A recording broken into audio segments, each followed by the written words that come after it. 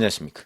2022년 11월 8일 최병무 팩트 시작하겠습니다. 한동훈 법무부 장관이 어제 국회 예결위원회에서 얘기했던 김어준 씨와 황운하 의원을 향해서 직업적 음모론자다 이렇게 한 발언의 파문이 확산이 되고 있습니다.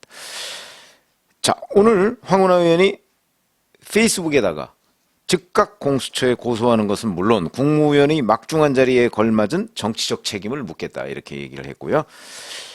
한 장관의 발언은 현행범으로 체포돼야 할 수준의 명백한 범죄다 이렇게 주장을 했습니다. 자, 우선 공수처에다가 고소를 하고 정치적 책임을 묻겠다? 뭐 정치적 책임을 어떻게 묻겠다는 얘기인지 모르겠습니다. 이런 부분이 이제 과장 내지는 이 또한 다른 음모론 아니냐 이렇게 얘기를 할 수가 있고, 이게 직접적인 원인이 된 것은 지난 2일이죠.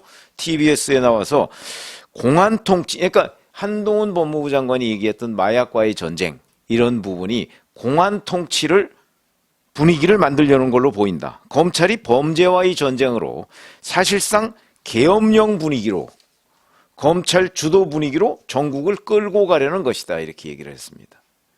음모론 아닌가요? 아니, 검찰이 마약사범 단속을 좀 세게 한다 이렇게 선언함으로써 그게 계엄령 분위기다. 심지어는 전국을 검찰 주도 분위기로 끌고 간다. 무슨 근거가 있어야죠. 검찰이 전국을 끌고 갈 수 있는 능력이 되나요? 검찰이 만약에 수사를 통해서 그냥 뭐 일부 정치인을 뭐 입건한다 또는 재판에 넘긴다 뭐 이럴 수는 있습니다. 그러나 그걸 가지고 계엄령이라는 얼토당토하는 얘기, 계엄령은 검찰이 하는 게 아니고 군이 하는 거죠, 군이. 그리고 대통령이 계엄령 선포를 하는 거죠. 마약과의 전쟁, 검찰이 뭐와의 전쟁 이렇게 얘기하는 거는 경찰이 굉장히 많았습니다. 검찰, 경찰 다요. 그러나 그럴 때마다 계엄령인 분위기니 검찰 주도 분위기로 전국을 끌고 간다느니 하는 거는 일종의 음모론 정도에 불과한 것이다. 이러니까 직업적 음모론 얘기를 듣는 것 아니야. 이런 것이고, 또 하나 결정적인 부분이 있습니다. 한 장관이 마약 인력을 안 줄이려고 마약 실태를 좀 부풀렸을 가능성이 있다 이렇게 얘기를 했습니다. 자, 그러면 마약 통계를 부풀렸다는 얘기인데, 우리 이런 거 보시죠. 이 마약 통계는요, 최근까지 나와 있는 마약 통계를 보면 2020년께 나와 있습니다. 2020년 때 마약류 사범이 역대 최대다. 이게 2021년에 공개된 자료인데 통계를 작성한 1990년 이래 최대다. 그런데 이 2021년에 이 통계, 마약류 사범 통계를 냈던 거는 친문재인 검사들이 대검에 있을 때입니다. 이때 한동훈 법무부 장관이 어떻게 여기에 영향을 미쳐서 뭘 부풀렸다는 얘기죠? 이 또한 음모론이죠. 한동훈 법무부 장관은 당시에 핍박을 받고 있을 때입니다. 친문재인 검찰들에 의해서. 그러니까 이것 또한 얘기가 안 된다. 기본적으로 지난 2일 날 TBS에 나와서 김어준 씨와 황운하 의원이 얘기했던 거는, 자, 마약과의 전쟁을 선포함으로 해서 경찰이 마약 단속에만 치중하다 보니까 이태원 사고가 벌어졌다 이런 식으로 얘기를 했거든요. 이 두 가지가 무슨 연관이 있습니까? 경찰은 그러면 마약류 사범 단속을 하다 보면 다른 모든 사고에 대한 경찰의 대응 역량은 확 줄어들거나 없어진다는 전제가 성립한다면 이 말이 맞을 수 있는데, 그런 근거가 있습니까? 어떠한 근거도 없는데 그걸 여기다가 끌어붙여서 연결시키려고 한다. 이런 게 음모론이죠. 아무런 관련이 없어 보이는, 아니 지금 뭐 친민주당 패널들 그렇게 얘기하더군요. 관련이 있는지 없는지 수사해보자 그러는데, 세상에 수사라는 것도 예를 들어서 어느 정도의 혐의점이 있어야 뭐 예를 들어서 압수수색 영장을 법원에 청구하면 법원이 그걸 내주는 거죠. 아무런 관련이 있다는 요만한 혐의도 없는데 거기에 수사를 들어간다. 그거 한번 알아보자. 그래가지고 그 법원에서 압수수색 영장이나 뭐 이런 게 나오겠습니까? 이거는 그냥 음모론에 불과합니다. 마약과의 전쟁, 이걸 선언해서 이태원 사고가 일어났다? 그러니까 직업적 음모론자 얘기를 듣는다는 거죠. 뿐만 아니고, 자, 뭐 김어준 씨가 얘기하는 뭐 지난 4.7 서울시장, 부산시장 보궐선거 당시에 뭐 생태탕 얘기, 그다음에 정경심 교수와 관련한 여러 가지의 얘기들, 이런 것들 뭐 다 거의 음모론적인 성격이죠. 근거가 없습니다. 근거. 아니 거기에 뭐 정경심 교수 딸이 뭐 동양대에 갔었다, 그래서 매점 뭐 누구 인터뷰 뭐 했죠? 그게 이제 결국은 거기 가서 뭐 제대로 인턴 활동을 했다 이건데, 대법원까지 다 확정됐습니다. 그거 다 허위라고. 그런데 거기 가서 그걸 본 사람은 뭐죠? 매점에 와서 뭐 하나 사 먹는 거 봤다는 건가요? 저는 그 사람도 익명으로 나왔는데 그건 역시 음모론의 가능성이 대단히 높다. 누가 조사하는 사람은 없지만. 황운하 의원 같은 경우도 2020년 8월 9일에 보니까 SNS에 이런 걸 올렸더군요.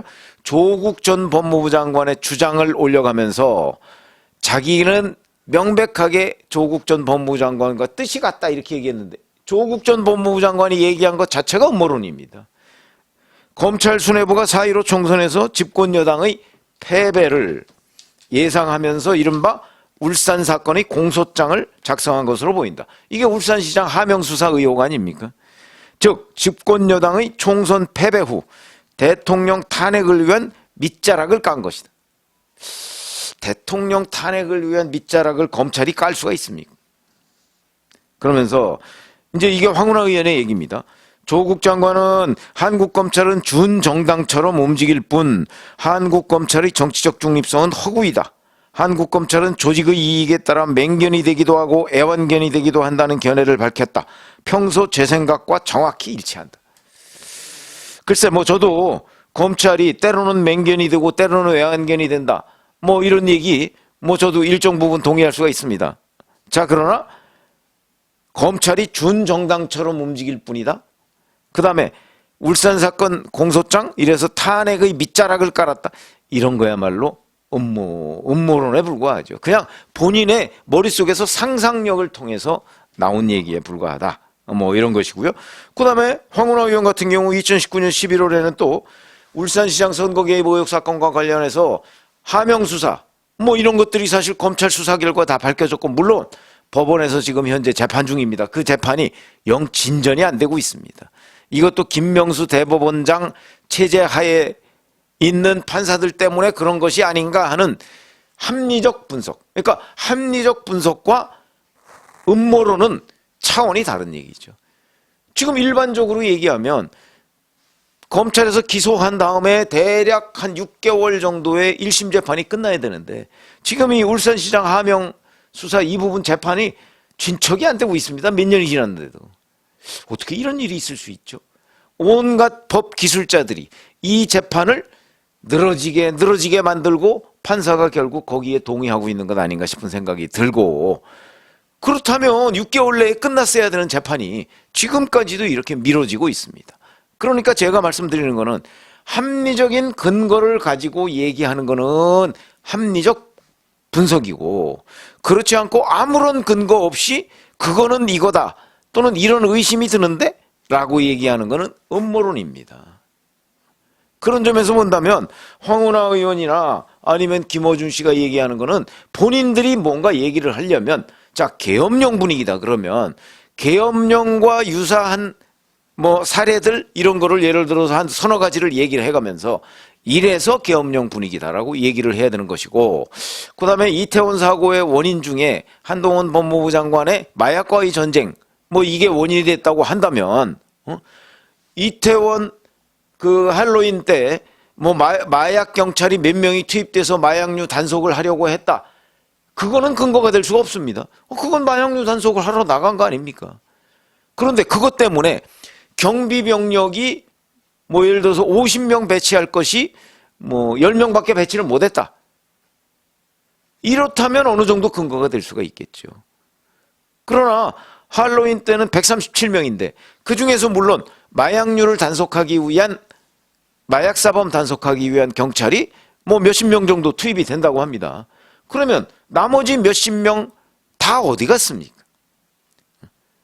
그거는 바로, 그리고 용산 이임재 용산서장이라는 사람이 그 수많은 주민신고 압사당하고 있다라는 거에도 불구하고 또는 나중에 9시 넘어서 뭐 그때는 뭐 거의 아비규환이다라는 게 있을 때도 본인은 태연하게 9시 24분부터 47분까지 설렁탕집에서 식사를 하고 나중에 나와서 1시간 동안 그 1.8km 정도밖에 안 되는 데를 차를 타고 이동하면서 나중에 차에서 내려서 뒷짐지고 현장에 접근하는 모습.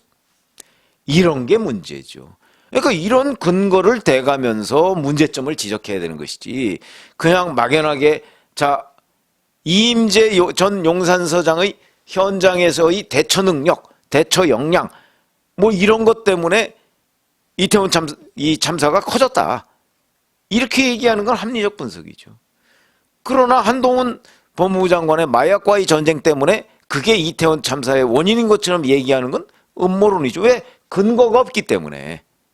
그런 점에서 본다면 자 지금까지 제가 그냥 몇 가지 정도 황운하 의원과 그 김어준 씨의 그 근거 없는 어떤 상황 주장 이 부분을 말씀을 드렸는데 바로 이런 것 때문에 한동훈 법무부 장관으로부터 직업적 음모론자다. 뭐 직업이야 음모론을 퍼뜨리는 게 직업은 아니겠죠.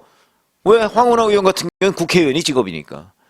그러나 그런 그 평가를 받을 만한 이유가 이렇게 있다.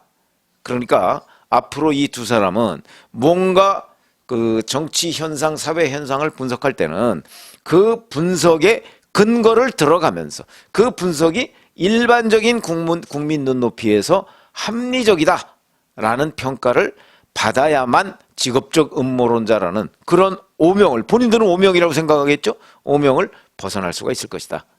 이런 말씀에 오늘 그 직업적 음모론자라는 뭐 여러 가지 공방이 지금 정치권에서 뜨거워지고 있는데 이 사람들이 이번 한 번이 아니었다 하는 말씀을 드렸습니다. 고맙습니다.